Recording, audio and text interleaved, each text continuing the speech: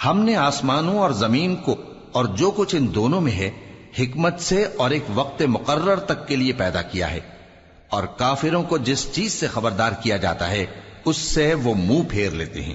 کہو کہ بھلا تم نے ان چیزوں کو دیکھا ہے جن کو تم اللہ کے سوا پکارتے ہو؟ ذرا مجھے بھی تو دکھاؤ کہ انہوں نے زمین میں سے کون سی چیز پیدا کی ہے یا آسمانوں میں ان کی کوئی شرکت ہے؟ اگر سچے ہو تو اس سے پہلے کی کوئی کتاب میرے پاس لاؤ، یا تمہارے پاس علم انبیاء میں سے کچھ ہو تو اسے پیش کرو۔ اور اس شخص سے بڑھ کر کون گمراہ ہو سکتا ہے جو ایسے کو پکارے جو قیامت تک اسے جواب نہ دے سکے اور ان کو ان کے پکارنے ہی کی خبر نہ ہو۔ اور جب لوگ جمع کیے جائیں گے تو وہ ان کے دشمن ہو جائیں گے اور ان کی پرستش سے انکار کر دیں گے۔ اور جب ان کے سامنے ہماری صاف صاف آیتیں پڑھی جاتی ہیں تو کافر حق کے بارے میں جبکہ وہ ان کے پاس آ چکا کہتے ہیں کہ یہ تو کھلا جادو ہے۔ کیا یہ لوگ کہتے ہیں کہ اس پیغمبر نے اس کو از خود گھڑ لیا ہے؟ کہہ دو کہ اگر میں نے اس کو اپنی طرف سے بنایا ہو تو تم اللہ کے سامنے میرے بچاؤ کے لیے کچھ اختیار نہیں رکھتے۔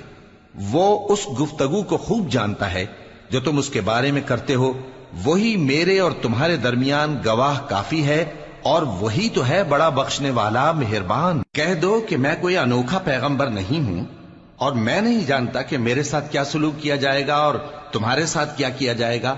میں تو اسی کی پیروی کرتا ہوں جو مجھ پر وہی آتی ہے، اور میرا کام تو علانیہ خبردار کرنا ہے۔ کہو کہ بھلا دیکھو تو اگر یہ قرآن اللہ کی طرف سے ہو اور تم نے اس سے انکار کیا، اور بنی اسرائیل میں سے ایک گواہ اسی طرح کی ایک کتاب کی گواہی دے چکا اور ایمان لے آیا، اور تم نے سرکشی کی، تو تمہارے ظالم ہونے میں کیا شک ہے؟ بے شک اللہ ظالم لوگوں کو ہدایت نہیں دیتا۔ اور کافر مومنوں کے متعلق کہتے ہیں کہ اگر یہ دین کچھ بہتر ہوتا تو یہ لوگ اس کی طرف ہم سے پہلے نہ دوڑ پڑتے، اور جب وہ اس سے ہدایت یاب نہ ہوئے تو کہیں گے کہ یہ تو پرانا جھوٹ ہے۔ اور اس سے پہلے موسیٰ کی کتاب تھی، لوگوں کے لیے رہنما اور رحمت، اور یہ کتاب عربی زبان میں ہے اس کی تصدیق کرنے والی، تاکہ ظالموں کو خبردار کرے اور نیکوکاروں کو خوشخبری سنائے۔ جن لوگوں نے کہا کہ ہمارا پروردگار اللہ ہے، پھر وہ اس پر قائم رہے تو ان کو نہ کچھ خوف ہوگا اور نہ وہ غمناک ہوں گے۔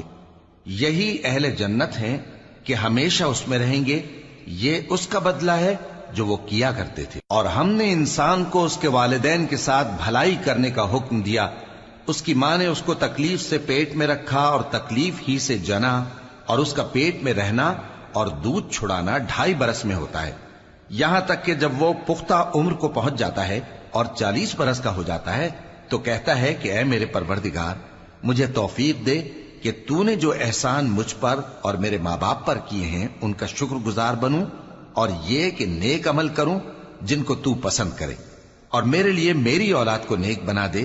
میں تیری طرف رجوع کرتا ہوں اور میں فرما برداروں میں ہوں۔